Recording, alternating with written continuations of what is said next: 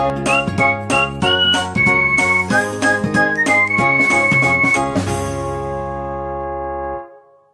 तरीक़ों में या फिर दो वे में जो है वो सर्कुलेट करवाता है, जिसको हम हार्ट की जितनी भी सर्कुलेशन उसको हम डबल सर्कुलेशन का नाम देते हैं। एक को हम कहते हैं पल्मोनरी सर्कुलेशन और एक को हम कहते हैं systemic circulation.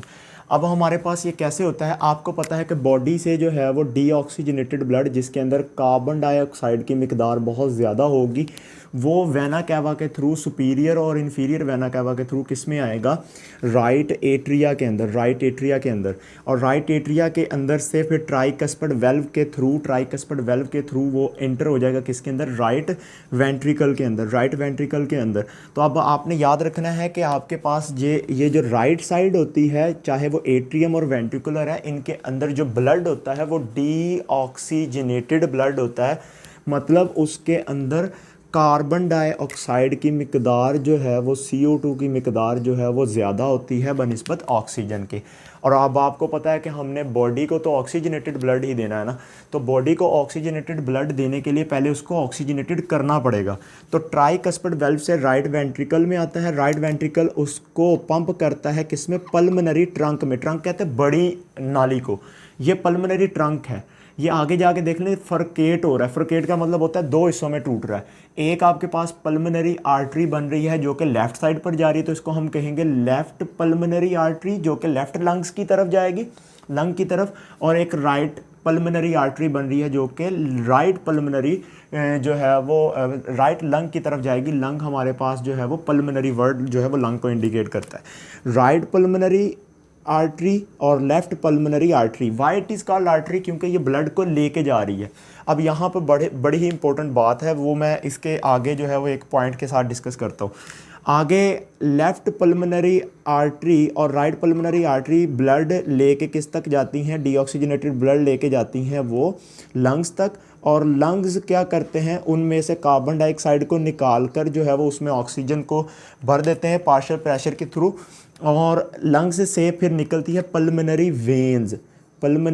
Veins and these veins are very important, they are 4 in number, 4 होती हैं। 2 जो है वो ईच साइड से आती हैं, या ईच लंग्स से जो है वो 2 आती हैं। 2 इधर से आएंगी, ये देख लें, 2 ये हैं, 2 ये हैं, 2 इधर से आएंगे और 2 इधर से आएंगी। यहाँ पर मैंने 2 डॉट ड्रा किए हुए हैं, 2 जो है वो होल ड्रा किए हुए हैं इसके अंदर। यहाँ पर हम 2 और होल जो है वो बना लेते हैं। इसका मतलब जो है वो 2 ये आ रही हैं, 2 इधर पीछे से आ रही हैं, टोटल 4 होती हैं। पल्मोनरी वेन जो है वो ऑक्सीजनेटेड ब्लड लाकर लेफ़्ट एट्रिया के अंदर जो है वो पुशअप कर देती हैं। लेफ़्ट एट्रिया फिर आगे बाइकस्पिड वेल्व के थ्रू जो है वो इनको लेफ़्ट वेंट्रिकल में पंप करता है, एंड लेफ़्ट वेंट्रिकल जो है वो आयोटा में। अच्छा याद रखें, आयोटा से यहाँ पर बहुत सारी जो है वो आर्टरीज़ निकलती हैं, आर्टरीज़ बहुत सारी। आयोटा सबसे बड़ी आर्टरी है, आर्टरीज़ निकलती हैं, जैसा कि कोरोनरी आर्टरी होती है जो कि दिल को ब्लड प्रोवाइड करती है, कैरोटिड आर्टरी होती है जो कि हमारे पास हेड रीजन को प्रोवाइड करती है, सब क्लेवियन आर्टरी होती है जो शोल्डर रीजन को प्रोवाइड करती है और आर्म्स को प्रोवाइड करती है। इसी तरह नीचे को आते हुए आयोटा जब ये नीचे को जा रहा होता है तो ये आर्टरीज़ में डिवाइड हो जाता है। मेरे यहाँ पर जैसे ही दिल से नीचे जाएगा आयोटा जो है वो आर्टरीज़ में डिवाइड हो जाएगा। कुछ जो है वो मेजेंट्रिक आर्टरीज़ होंगी जो हमारे सारे के सारे जो है वो स्टमक के रिलेटेड जाएंगी, स्टमक को जो है वो ब्लड प्रोवाइड करेंगे। कुछ रेनल आर्टरी होंगी, कुछ हेपेटिक आर्टरी होंगी जो कि लिवर को और किडनी को जो है वो ब्लड सप्लाई करेंगी। और इसी तरह नीचे इलियक बोन होती है, उस बोन पे जाके ये इस रीजन में जाके ये 2 हिस्सों में ऐसे आ रही थी मेन, और इससे ये निकल रही थी, लेकिन बाद में नीचे को जाते हुए ये 2 हिस्सों में डिवाइड हो जाती है, कुछ इस तरह, एक इधर को और दूसरा जो है वो इस साइड को, टू इस तरह जो है वो ये डिवीजन में चली जाती है, लाइक दिस।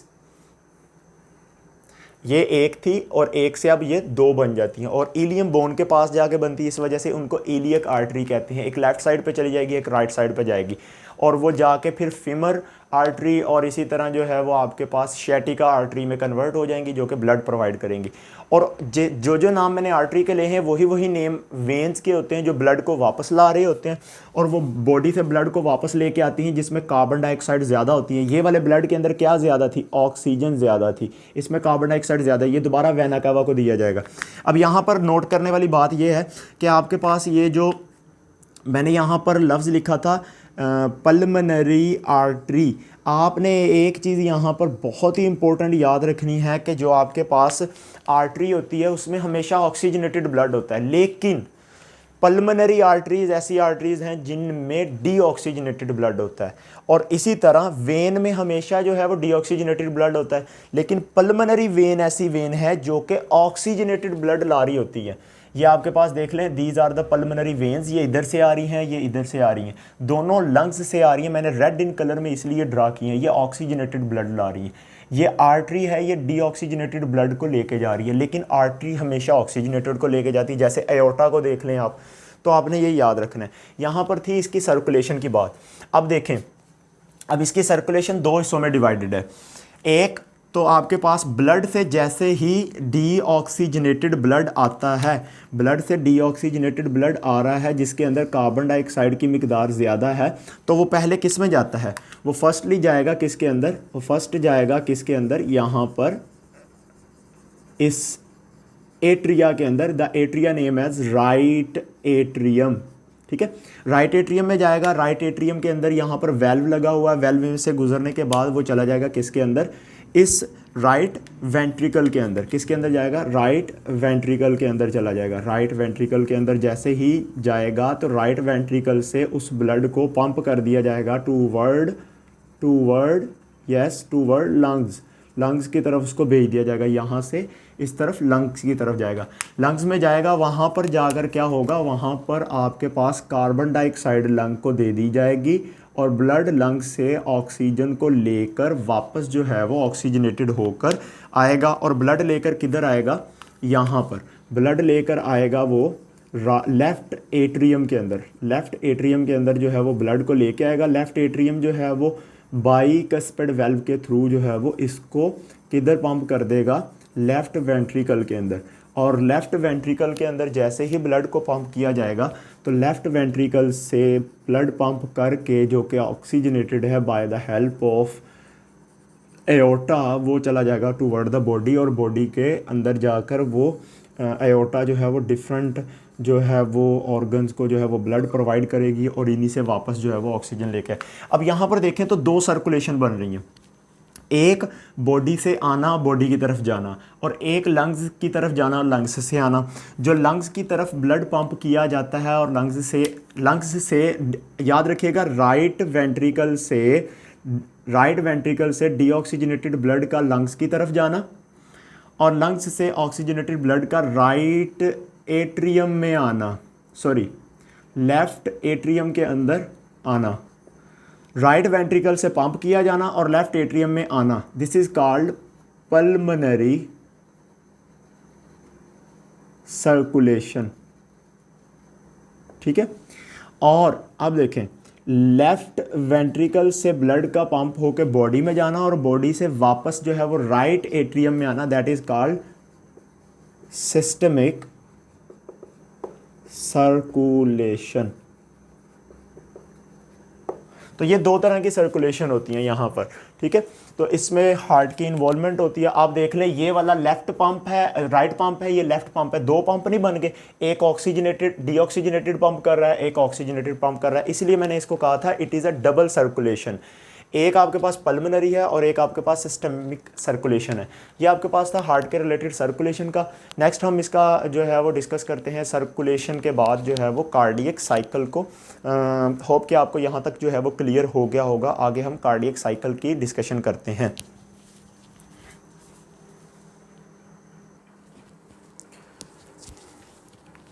तो नेक्स्ट हमारे पास है कार्डियक साइकिल। और कार्डियक साइकिल किसी भी ऐसी चीज़ को कहते होते हैं जिसमें एक ऐसा पाथवे जिसका ना तो कोई एंडिंग पॉइंट हो ना स्टार्टिंग हो, वो एक सर्कल में मूव कर रहा हो। ठीक है, अब साइंसदानों ने या फिर कार्डियोलॉजिस्ट ने इसको समझने के लिए जो है वो इसके एंडिंग और स्टार्टिंग पॉइंट जो है वो बनाए हुए हैं, क्योंकि हार्ट जो है वो एक रिदम में कॉन्ट्रैक्ट करता है। आप अपने अभी हार्ट बीट सारे के सारे जो है वो दिल पर हाथ रख के जो है वो फील करें कि हार्ट बीट जो है वो आपके एक रिदम में चल रही है, एक सीक्वेंस में चल रही है, एक तरतीब में चलती है। तो आपने याद रखना है कि सीक्वेंस ऑफ इवेंट जितने भी मराहल में जो है वो उनकी तरतीब जो कि होती है ड्यूरिंग वन हार्ट बीट। एक हार्ट बीट आपको कैसे समझ आएगी, आप हाथ रख के फील करें तो एक आपको साउंड सुनाई दे रहा होगा लब डब की, वो हम साउंड यहाँ पे डिस्कस करेंगे कब प्रोड्यूस होती है। तो वो लब डब के बाद फिर लब डब का सीक्वेंस आएगा and then lub dub lub dub lub dub. ये जो एक लब डब है इसको कहते हैं वन हार्ट बीट। ये हार्ट बीट होती क्या है, heart beat contraction of the heart chamber की वजह से प्रोड्यूस होने वाली साउंड होती है, ठीक है। बीट कहते होते किसी चीज़ का बजना। तो हार्ट बीट क्या है, कॉन्ट्रैक्शन ऑफ द चैम्बर्स की वजह, कॉन्ट्रैक्शन ऑफ चैम्बर्स को हम हार्ट बीट कहते हैं, और उन कॉन्ट्रैक्शन के दौरान जितने भी सीक्वेंस आते हैं उसको हम कार्डियक साइकिल कहते हैं।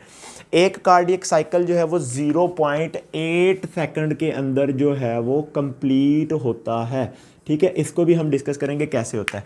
उसके अलावा आपने याद रखना है कार्डियक मसल्स आर मायोजेनिक। मायो कहते हैं मसल को, जेनिक कहते हैं प्रोड्यूस करना। याद रखिएगा कार्डियक मसल्स जो हैं इनके पास खुद की जो है वो नर्व इम्पल्स जनरेशन वाली फैक्ट्री मौजूद है, या खुद की नर्व इम्पल्स जनरेट करने वाला पॉइंट मौजूद है। बाकी सारे बॉडी के मसल्स जैसे स्केलेटल मसल्स हैं एंड डिफरेंट अदर मसल्स हैं, उनको सिग्नल आता है ब्रेन से। स्केलेटल मसल्स के अलावा अब हार्ट की बात की जाए तो इसके मसल्स को ब्रेन से सिग्नल नहीं आता। इसके मसल्स को ब्रेन से अगर सिग्नल आता है तो वो हार्ट बीट को तेज़ या फिर स्लो करने का आता है, लेकिन हार्ट बीट का जो चलना है वो सारा का सारा इसके खुद के मसल जो है वो कंट्रोल कर रहे हैं, हम उसको भी डिस्कस करेंगे।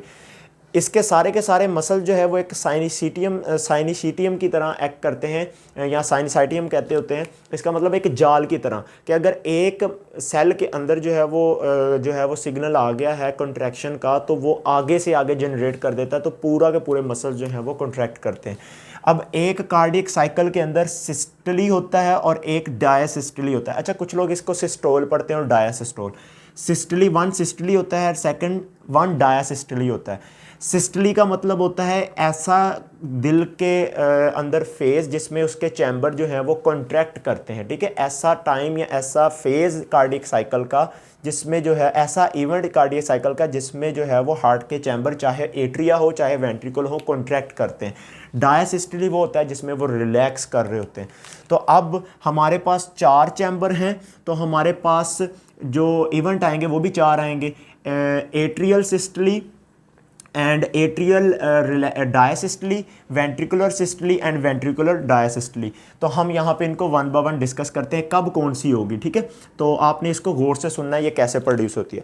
फर्स्ट ऑफ ऑल समझ लें कि यहाँ से जो है वो वेनस ब्लड जो है वो बॉडी से आया, जो कि सुपीरियर इंफीरियर वेना कैवा नीचे से लेकर आई, सारे नीचे वाले पोर्शन से, और सुपीरियर वेना कैवा जो है वो ऊपर वाले हेड रीजन से लेकर आई।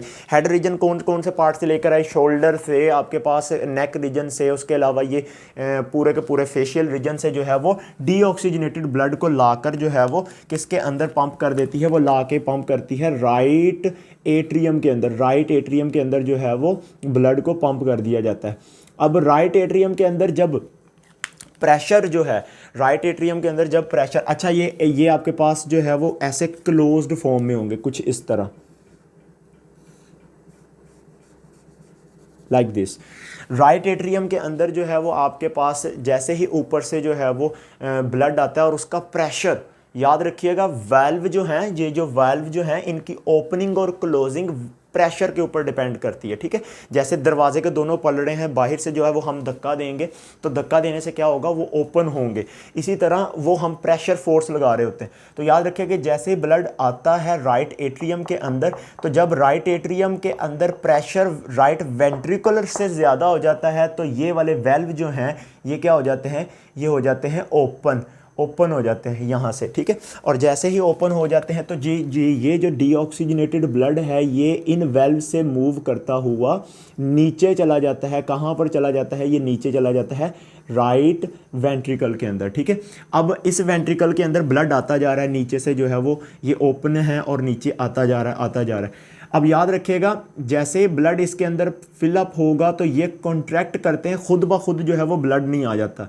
एक तो ये कॉन्ट्रैक्ट करते हैं, एक ब्लड का प्रेशर, एक कॉन्ट्रैक्शन और ब्लड का प्रेशर दोनों इस वेल्व को ओपन कर देते हैं। जब एट्रिया कॉन्ट्रैक्ट करते हैं तो इसको हम कहेंगे एट्रियल सिस्टोल, ठीक है, एट्रियल सिस्टोल हो जाएगा। अब यहाँ पर याद रखिएगा, जो इवेंट इस राइट साइड पर हो रहा है उसी तरह का इवेंट उसी वक्त लेफ्ट साइड पर हो रहा होगा, ठीक है। चले मैं इधर भी थोड़ा सा बता देता हूँ। हमारे पास क्या होगा कि जो है वो पल्मोनरी वेन जो है वो ब्लड लेके आएंगी, पल्मोनरी वेन जो है वो ब्लड लेके आएंगी, लंग्स से ऑक्सीजनेटेड ब्लड जो है वो इधर लेकर आएंगी, ठीक है। ये ऑक्सीजनेटेड ब्लड जो है वो उन्होंने इधर ला के पंप कर दिया। अब जैसे ही वो ऑक्सीजनेटेड ब्लड को यहाँ पर पंप कर देती हैं, चले दोनों को इकट्ठे डिस्कस करते हैं यहाँ पर, लाइक दिस, और इधर से इसको भी साथ ही डिस्कस करते हैं ताकि क्लियर करना आसान हो जाए। अब इधर से ऑक्सीजनेटेड ब्लड आया है और इधर से डीऑक्सीजनेटेड ब्लड आया है। जब दोनों तरफ जो है वो प्रेशर बहुत ज़्यादा बिल्डअप हो जाता है, आया कि राइट एट्रियम के अंदर प्रेशर लेफ्ट की निस्बत थोड़ा कम ही होता है। अब दोनों में जब प्रेशर बिल्डअप हो जाता है और वो दोनों वेंट्रिकल से ज़्यादा हो जाता है, तो तब दोनों के दोनों क्या करते हैं, सिमल्टेनियसली कॉन्ट्रैक्ट करते हैं, ठीक है। और इनके कॉन्ट्रैक्शन फेज को हम क्या कहते हैं, एट्रियल सिस्टोल। एट्रियल सिस्टोल जैसे ये कॉन्ट्रैक्ट करते हैं तो ये वेल्व जो हैं, जब ये कॉन्ट्रैक्ट करेंगे तो ये वेल्व के ऊपर जाके जो है वो इधर से ये ब्लड प्रेशर लगाएगा और इधर से ऑक्सीजनेटेड ब्लड जो है वो प्रेशर लगाएगा किस पर, वेल्व पर जाकर। और जैसे वेल्व पर प्रेशर लगेगा तो ये वेल्व क्या हो जाएंगे, ओपन। ये वेल्व कुछ जो है वो इस तरह है, ये आपने याद रखना है, कुछ इस तरह है। ऊपर से प्रेशर लगेगा तो ये ऐसे ओपन हो जाते हैं, ठीक है, लाइक दिस ओपन हो जाते हैं कुछ इस तरह। तो अब इसके तीनों के तीनों कस्प जो है वो ओपन हो जाएंगे और ये ब्लड अंदर आ जाएगा, इसके दोनों कस्प ओपन होंगे और ये ब्लड इनसाइड आ जाएगा। अब जब ये ब्लड जो है वो इनसाइड मूव करेगा, यहाँ पर इनसाइड आ जाएगा, तो ऊपर से ब्लड नीचे आ रहा है, तो अब जो है वो ब्लड के नीचे मूव करने की वजह से यहाँ पे प्रेशर क्या हो जाता है, कम। प्रेशर कम होने से ये किस फेज में चले जाते हैं, दोनों के दोनों ये चले जाते हैं नेक्स्ट फेज में, relaxation phase, that is called diastole, ठीक है, या फिर डायासिस्टली, डायासिस्टोल में चले जाएंगे। अब एट्रिया क्या हो चुके हैं, डायासिस्टोल में जा चुके हैं। अब यहाँ पर वेंट्रिकुलर क्या होते हैं, ये डायासिस्टोल में जा चुके हैं। अब थोड़ी देर के लिए देख लें, अब वेंट्रिकल भी डायासिस्टोल में है, एट्रिया भी डायासिस्टोल में है। ये आपके पास डिलेशन कहलाता है। यही वो वक्त है जब हार्ट जो है वो थोड़ी सी रिलैक्सेशन करता है, नहीं तो जब से हम पैदा हुए हैं तब से लेकर मरने तक हार्ट जो है वो लगातार बीट करता रहता है। और एक बीट जो है वो 0.8 सेकंड की होती है। इसमें से 0.8 सेकंड से 1 सेकंड के लिए जो है वो हार्ट जो है वो रिलैक्स करता है। एक मिनट में टोटल 0.8 सेकंड और 0.1 टू 0.3 तक डिले आता है। वो डिले क्यों आता है, जब दोनों रिलैक्स कर रहे होते हैं। अब ये अगर ये भी उसी वक्त कॉन्ट्रैक्ट कर दे और जैसे ही ये ऊपर से कॉन्ट्रैक्ट कर रहा है तो ब्लड जो है वो मिक्सअप हो जाए।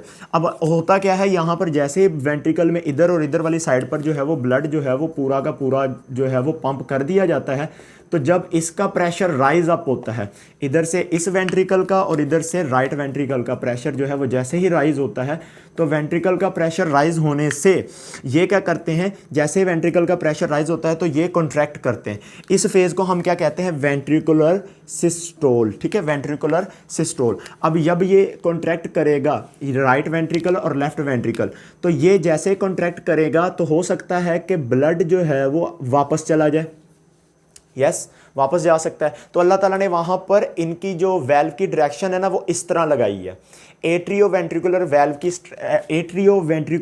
की जो डायरेक्शन है वो इस तरह लगाई है। नीचे से जो है वो पुशअप होंगे, नीचे से प्रेशर लगेगा तो ये क्या हो जाएंगे, ऊपर को आ जाएंगे। लेकिन मैंने आपको बताया था ये ऊपर को बल जब भी तो हो सकते हैं, तो उस बल जब से बचाने के लिए नीचे लगी है कॉर्डाई टेंडनाई, ठीक है, कॉर्डाई टेंडनाई उसको फर्दर ऊपर फ्लो करने से बचाते हैं। और जैसे ही ये जो आपके पास पंप होता है और उसकी वजह से वेल्व जो है वो अपर को मूव करते हैं, तो इसके वेल्व के बंद होने की वजह से एक साउंड प्रोड्यूस होती है नाउन एज लब, ठीक है, लब साउंड प्रोड्यूस होती है। तो याद रखना है लब साउंड कब प्रोड्यूस होती है, जब एवी वेल्व जो है वो क्लोज होते हैं, closure of the AV valve से जो है वो लब साउंड प्रोड्यूस होती है। तो सारा का सारा ब्लड किधर चला जाएगा, सारा का सारा ब्लड जो है वो इस साइड पर जाएगा। लेकिन याद रखें अब ब्लड के अंदर इतना प्रेशर बिल्डअप हो गया, ऊपर नहीं जा रहा नीचे है, तो इसकी वजह से ये वाले वेल्व ओपन हो जाएंगे, कॉल्ड सेमाइल्यूनर वेल्व। सेमाइल्यूनर इधर से भी वेल्व ओपन होंगे और इधर से भी यही होगा कि ये क्लोजर होकर बंद हो जाएंगे और सेमाइल्यूनर वेल्व ओपन होंगे, तो ब्लड जो है वो इधर से एओर्टा में चला जाएगा और इधर वाली साइड से किस में चला जाएगा, ये चला जाएगा पल्मोनरी आर्टरी में। पल्मोनरी आर्टरी इनको लंग्स में ले जाएगी लेफ्ट एंड राइट साइड पर, और एओर्टा जो है वो पूरी बॉडी में ब्लड को पंप करेगी। अब जैसे ही इन्होंने कॉन्ट्रैक्ट किया, that is called ventricular systole.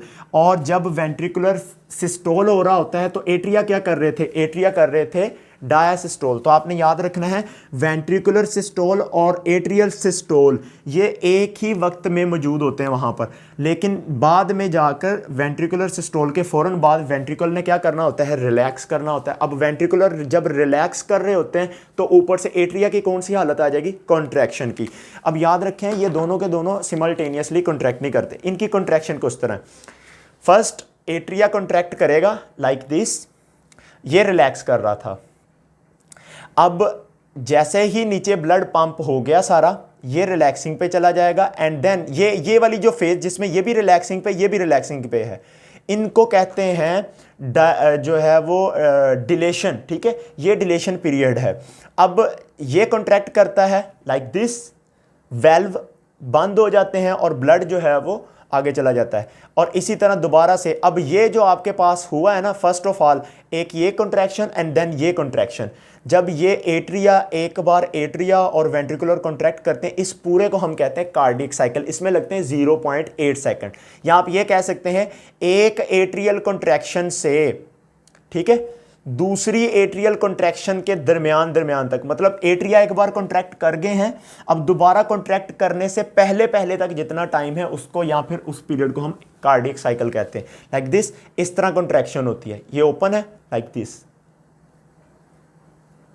ये इस तरह नहीं कॉन्ट्रैक्ट करते। अगर ये दोनों इस तरह कॉन्ट्रैक्ट करें तो ब्लड जो है वो मिक्सअप हो जाए, तो इस तरह कॉन्ट्रैक्शन नहीं होती। तो पहले ये कॉन्ट्रैक्ट होते हैं देन ये कॉन्ट्रैक्ट होते हैं, तो इस तरह ये जो है वो कार्डियक साइकिल कंप्लीट करते हैं। याद रखिएगा कि आपके पास जो है वो एट्रियल सिस्टोल जो है वो 0.1 सेकंड का होता है और वेंट्रिकुलर सिस्टोल 0.3 सेकंड का होता है, और डायसिस्टोल जो है वो 0.4 सेकंड का ही होता है। टोटल मिला दें 3, 1, 4 एंड ये टोटल 0.8 सेकंड बनते हैं। तो आपने याद रखना है कि आपके पास ये जो है वो किस तरीके से जो है वो कॉन्ट्रैक्शन और रिलैक्सेशन होती है। उसके बाद आपको बता दूं, एक इंसान का जो दिल जो है ना, ये तकरीबन अपनी पूरी ज़िंदगी में जो कि 75 ईयर एज वाले जितने भी एवरेज पर्सन है उनके अंदर 2.5 बिलियन जो है वो बार जो है वो ये धड़कता है, ये आपने याद रखना है। अब यहाँ पर देखें एक चीज़ और इम्पोर्टेंट है, लब साउंड तो प्रोड्यूस होगी, एक आपने डब साउंड सुनी होगी। अब देखें यहाँ से ब्लड पंप हुआ और पंप हो गया, इधर चला गया एओर्टा में और इधर चला गया पल्मोनरी आर्टरी में। अब नीचे क्या हो चुका है, याद रखिएगा जैसे वेंट्रिकुलर में प्रेशर कम हुआ था ना, तो नीचे से ब्लड वापस जाने लगा था। तो इसी तरह अब वेन के अंदर और आर्टरी के अंदर जो है वो ब्लड जो है वो अब क्या हो चुका है, सॉरी, पल्मोनरी आर्टरी और एओर्टा के अंदर ब्लड प्रेशर क्या हो चुका है, बढ़ चुका है। तो ब्लड प्रेशर जैसे ही इनके ऊपर बढ़ जाता है, लाइक एग्जांपल ये मैं यहाँ पर एक नाली ड्रा कर लेता हूँ लाइक दिस, इसके अंदर यहाँ पर ये वेल्व लगा हुआ है, ठीक है। अब इसके अंदर प्रेशर बढ़ चुका है, नीचे प्रेशर कम है, तो ज़्यादा से कम की तरफ जैसे ही मूव करेगा, ब्लड मूव करेगा तो इधर आके टकराएगा इन वेल्व के थ्रू। तो ये वेल्व इस तरह है, इधर प्रेशर लगेगा, इधर प्रेशर लगेगा, तो ये वेल्व इस तरह बंद होंगे, ठीक है। ऊपर से नीचे को ये फ्लो होगा और इससे ब्लड नीचे को बैक फ्लो नहीं करेगा और आगे चला जाएगा। इसी तरह इसमें था। तो आपने याद रखना है, the second sound produce by the closure of the semilunar valve, that sound is known as dub, lub dub. Lub dub sound जो है वो प्रोड्यूस होती है बाय दिस होल मैकेनिज्म, और एक लब डब के बाद दूसरी लब डब प्रोड्यूस होना, एक लब डब जब कंप्लीट हो जाती है इसको हम कार्डियक साइकिल का नाम जो है वो देते हैं। ये आपने याद रखना है। तो आपके पास ये देख लें कि एट्रियल सिस्टोल हुआ, देन वेंट्रिकुलर सिस्टोल हुआ, एट्रियल डायसिस्टोल हुआ, वेंट्रिकुलर डायसिस्टोल हुआ। तो ये हमारे पास जो है वो कार्डियक साइकिल था। Next we will discuss the excitation, के ये हो कैसे रहा है, खुद ब खुद कैसे, मतलब ये इतनी पावरफुल जनरेशन हो रही है, तो उसको हम जो है वो नेक्स्ट डिस्कस करते हैं।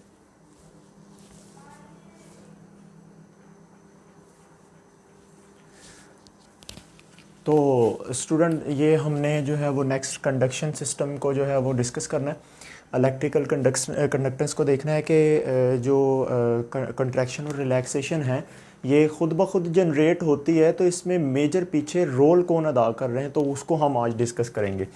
तो आपने याद रखना है कि ये जो आपके पास हार्ट की कंडक्शन है, पहले मैं आपको बता दूं कि हार्ट एक मायोजेनिक मसल से मिलके बना हुआ है। ये मायोजेनिक ऐसे मसल्स को कहते हैं जिनको बाहर से एक्सटर्नल स्टिमुलेशन की ज़रूरत नहीं होती, मतलब ये खुद ब खुद कॉन्ट्रैक्ट और रिलैक्स कर सकते हैं। इनको ब्रेन से सिग्नल ना भी मिले तो ये धड़कता रहेगा। अगर आप दिल को काट कर जो है वो अलहदा रख दें और कोई किसी बंदे की बॉडी डेड कर चुकी है, तो जब तक दिल को एनर्जी मिलती रहेगी तब तक वो कॉन्ट्रैक्ट करता रहेगा। उसकी आप इसके यूट्यूब पे बहुत सारी एग्जांपल्स देख सकते हैं। उसकी वजह यह है कि इसके पास खुद का इम्पल्स जनरेटर होता है। हम यहाँ पर इनको देखेंगे, मायोजेनिक का मतलब तो आपको समझ आ गया होगा। तो आपने याद रखना है कि हमारे पास यहाँ पर राइट अपर कॉर्नर पे एक कुछ जो है वो कार्डिक मसल्स, ऐसे मसल्स जो कि दिल को बनाते हैं, कुछ ऐसे मसल्स भी मौजूद होते हैं जो कि मॉडिफाई कर चुके हैं अपने आप को, और मॉडिफाई करके एक ऐसे स्ट्रक्चर में कन्वर्ट कर लिया जो कि इम्पल्स को जनरेट करते हैं। ठीक है, अब ये जो है वो इनसे इम्पल्स निकलती हैं, और आपको पता है कि पहले एट्रिया कॉन्ट्रैक्ट करते थे और दोनों एट्रिया इकट्ठे कॉन्ट्रैक्ट करते थे। आपने याद रखना है कि ये जो इम्पल्स निकलती है, इस इम्पल्स के निकलने से, यहाँ से जैसे ही इम्पल्स निकलती है तो ये इम्पल्स जो है वो ट्रैवल करती है by the help of inter atrial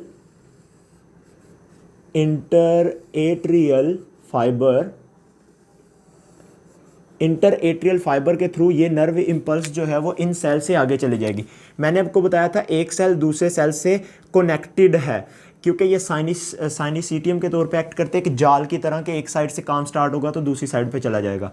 अब आपने याद रखना है कि आपके पास ये जैसे ही जो है वो यहाँ पर इम्पल्स जनरेट होती है, तो वो जनरेट होकर राइट वेंट्रिकल की तरफ इंटर एट्रियल फाइबर के थ्रू चली जाती है। Inter atrial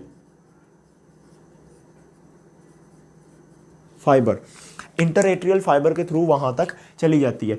inter atrial fibre के थ्रू वहाँ तक तो जाती है, लेकिन यहाँ पर आपको पता है कि हमने वेंट्रिकल को भी कॉन्ट्रैक्ट तो करवाना है, तो वेंट्रिकल तक जो है वो यहाँ से डायरेक्ट नहीं गुजर सकती, क्योंकि यहाँ पर लगे हुए जो फ्लैप हैं और नीचे लगी जो कॉर्डाई टेंडनी है वो इंसुलेटर है, उनमें से करंट नहीं गुजर सकता। तो यहाँ पर कुदरत ने यहाँ पर जो है वो एक और जो है वो ऐसे नोड की तरह का नोड लगाया हुआ है, कॉल्ड, इसको तो हमने कहा था SA नोड।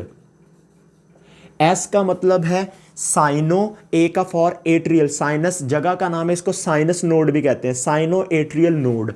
अब यहां पर एक और नोड होता है, this node is known as AV node. ठीक है, ए का मतलब हो गया एट्रियल और वी का मतलब हो गया वेंट्रिकुलर, एट्रियो वेंट्रिकुलर नोड। ठीक है, अब यहां पर ये जो बंडल आ रहा है, this bundle is known as internodal, दो नोड्स के दरमियान है बंडल। नर्व इंपल्स यहां से इधर जाएगी और देन इसके पास चली जाएगी। अब नर्व इंपल्स को ये भी आगे नहीं मूव करवा सकता है, तो ये मायोकार्डियम जो है, ये मैंने बड़ी सिंपल स्ट्रक्चर ड्रा किया। आपने स्ट्रक्चर के लिए परेशानी होना, मैं एक अलग से वीडियो जो है वो स्ट्रक्चर के ऊपर लाजमी बनाऊंगा।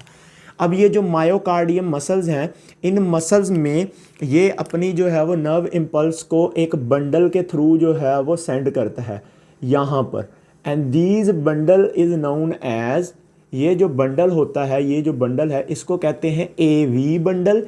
It is also known as AV bundle और also known as bundle of His. ठीक है, इसको बंडल ऑफ हिस का नाम भी दिया जाता है और also known as AV bundle, AV bundle, atrioventricular bundle और बंडल ऑफ हिस। हिस वो बंदे का नाम है कार्डियोलॉजिस्ट का जिसने इनको पहली बार डिस्कवर किया। जैसे ही यहाँ से ट्रैवल करती है नर्व इम्पल्स, तो याद रखिएगा ये नीचे को जाते हुए, यहाँ से नीचे को जाते हुए जो है वो लेफ़्ट साइड पर और जो है वो राइट साइड पर जो है वो बाइफरकेट हो जाती है। इनको हम क्या नाम देते हैं, ये जो लेफ़्ट और राइट की तरफ बाइफरकेट हो रही हैं, they are known as left bundle branch and this is called right bundle branch. ठीक है, left bundle branch and right bundle branch. These left bundle branch और राइट बंडल ब्रांच जो है वो आगे जो है वो ब्रांचेस में कन्वर्ट हो जाते हैं। ठीक है, ये ब्रांचेस में कन्वर्ट हो जाते हैं। ये जो ब्रांचेस होती हैं ये एंड ऑफ द जो है वो वेंट्रिकल तक जो है वो इस तरह फैल जाती हैं, यहाँ पर भी इसी तरह। और ये ब्रांचेस जो हैं वो कंडक्शन में ऐसे नोड से भी ज़्यादा पावरफुल कंट्रैक्शन करवा सकती हैं। ठीक है, मैंने आपको दिखाया था ये वाली साइड जो है वो थिक होती है क्योंकि इसने पूरी की पूरी बॉडी को पंप करवाना होता है। ये जो आपके पास ब्रांचेस हैं ये आपके पास कहलाती है परकंजी फाइबर। ठीक है, परकंजी वो साइंटिस्ट का नाम है जिसने इसको पहली बार जो है वो डिस्कवर किया, परकंजी फाइबर। ठीक है, परकंजी फाइबर्स के थ्रू जो है वो यहाँ पर कंडक्शन आती है। अब देखें यहाँ पर होता क्या है, अब यहाँ पे क्वेश्चन आता है कि ये जो लब डब की साउंड है वो हम किसकी मदद से सुन सकते हैं। तो याद रखिएगा डॉक्टरों ने गले में पहना होता है वो स्टेथोस्कोप, उसकी मदद से वो हार्ट बीट को सुनते हैं। लेकिन हम इसको चेक कैसे कर सकते हैं इलेक्ट्रिकल इवेंट को, तो आपने याद रखना है ये जो सारा कि एट्रिया कॉन्ट्रैक्ट कर रहे हैं, वेंट्रिकुलर कॉन्ट्रैक्ट कर रहे हैं, ये कैसे पता चलता है। तो यहाँ पे याद रखिएगा स्पेशल टाइप की टर्म आप लोग जानते होंगे, ईसीजी। लोग दिल के लिए ईसीजी करवाते हैं, इलेक्ट्रोकार्डियोग्राफ। ठीक है, और ईसीजी आगे वो पेपर बनता है या फिर टेक्निक को कहते हैं इलेक्ट्रोकार्डियोग्राम, और जो वो पेपर होता है उसको कहते हैं इलेक्ट्रोकार्डियोग्राफ। ठीक है, जिसके ऊपर कुछ वेव्स नज़र आती हैं। अब मैं आपको वो वेव्स बताता हूँ कैसे जो है वो जनरेट होती हैं। फर्स्ट ऑफ ऑल आपके पास जो है वो एक पेपर के ऊपर जो है वो एक आइसो इलेक्ट्रिक लाइन होती है, आइसो इलेक्ट्रिक लाइन। आइसो का मतलब जिसके ऊपर कोई चार्ज नहीं होगा। ठीक है, iso electric line, iso electric line. अब होता क्या है, ये लीड्स लगा के ना डिफरेंट पोजीशन पे लीड्स लगा के ईसीजी की जाती है। जिन्होंने करवाई होगी उनसे आप एक बार पूछ के देखिएगा। फर्स्ट ऑफ ऑल क्या होता है कि एट्रिया जब कॉन्ट्रैक्ट करते हैं तो याद रखिएगा कि ये जो एट्रियल सेल होते हैं ना, सेल या बायो के अंदर टर्मिनोलॉजीज यूज़ की जाती हैं डीपोलराइजेशन एंड रीपोलराइजेशन। आपने याद रखना है डीपोलराइजेशन का मतलब होता है कि किसी चीज़ का कॉन्ट्रैक्शन की हालत में आ जाना। फॉर एग्जांपल इसके अंदर -90 मिली वोल्ट जो था वो आपके पास जो है वो वोल्टेज था या पोटेंशियल था, और इसकी वजह से अंदर वाली मेम्ब्रेन थी नेगेटिव और बाहर वाली थी पॉजिटिव। अब इसको हम कंडीशन को कहते हैं पोलराइज कंडीशन। लेकिन अगर पॉजिटिव चार्ज अंदर मूव करना शुरू कर दे तो पोलराइज खत्म हो जाएगी, डीपोलराइजेशन कंडीशन आ जाएगी। इस हालत में जो है वो मसल जो है वो कॉन्ट्रैक्ट करते हैं। तो याद रखिएगा जैसे ही एवी नोड से सिग्नल जनरेट होता है तो एवी नोड से ऐसे नोड से जैसे ही सिग्नल जनरेट होता है तो ऐसे नोड से सिग्नल जनरेट होकर टूवर्ड मूव करता है लेफ्ट एट्रियम और राइट एट्रियम। तो ये दोनों के दोनों कॉन्ट्रैक्ट करते हैं। जब ये दोनों कॉन्ट्रैक्ट करते हैं इकट्ठे तो हम कहते हैं कि ये दोनों के दोनों कॉन्ट्रैक्शन हालत में है, तो इसका मतलब ये डीपोलराइज हो चुके हैं ना। मसल तभी कॉन्ट्रैक्ट करते हैं जब वो डीपोलराइज होंगे। तो जब एट्रिया कॉन्ट्रैक्ट करते हैं और इनका नेगेटिव जो पोटेंशियल होता है वो पॉजिटिव में कन्वर्ट होना शुरू हो जाता है, तो तब जो है वो ईसीजी के ऊपर एक वेव बनती है। The wave is known as, ये पहले आइसो इलेक्ट्रिक थी, आइसो का मतलब सेम, ना तो पॉजिटिव ना ही नेगेटिव। तो अब जो है वो इस तरह की जो है वो एक वेव बनती है नोन एज पी वेव। ठीक है, पी वेव बनती है, पी वेव बनती है। अब जैसे ही यहाँ से ब्लड को जो है वो नीचे पंप कर दिया जाता है तो एवी नोड से जो है वो सिग्नल जाता है मूव करके। अब देखें ऐसे नोड से एवी नोड तक सिग्नल आने में डिलेशन होती है जब एट्रिया और वेंट्रिकल दोनों रिलैक्स कर रहे होते हैं। ये डिलेशन आपके पास सिंपली जो है वो सादा जो है वो इस तरह जो है वो लाइन में नज़र आती है आपको सिंपली। ठीक है, ये वेव बनी, एट्रिया भी रिलैक्सिंग पे है, वेंट्रिकुलर भी, ना तो नीचे कोई वेव नजर आएगी ना ऊपर। वेव कहते हैं मेन लाइन से ऊपर या नीचे कोई ना कोई जो है वो लाइन का नजर आना। अब यहाँ पर जैसे ही नीचे चला जाता है तो बंडल ऑफ हिस, अब बंडल ऑफ हिस तो इधर वाली साइड के मसल्स को कॉन्ट्रैक्ट करवाएंगे, लेकिन नीचे को जाते हुए ये वाले सारे के सारे जो कि दिल को पूरे के हार्ट को कवर कर रहे हैं, ये सारे के सारे इकट्ठे कॉन्ट्रैक्ट करते हैं।